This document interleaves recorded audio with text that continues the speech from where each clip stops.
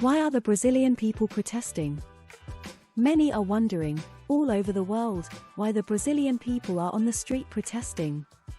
In the recent past, we had an ex-president who was arrested, and among other crimes, the biggest of them was discovered. Even worse than the Petrobras robbery, this crime became known as Mensalão scheme.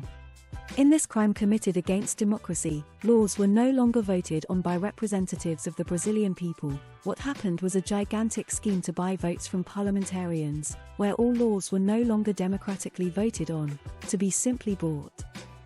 Yes, this former president raped democracy in Brazil.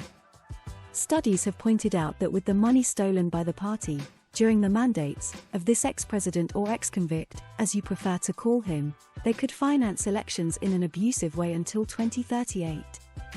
Here in Brazil we have laws that prevent a criminal from even running in an election, and this law is called the Clean Record Law.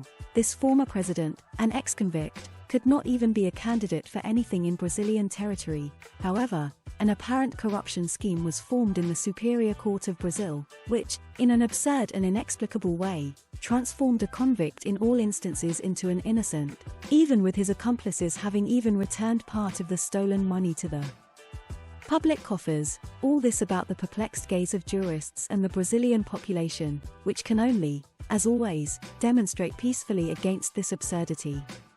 In short, the Brazilian people do not accept having as president a convicted criminal, who was exonerated in an absurd and unconstitutional way.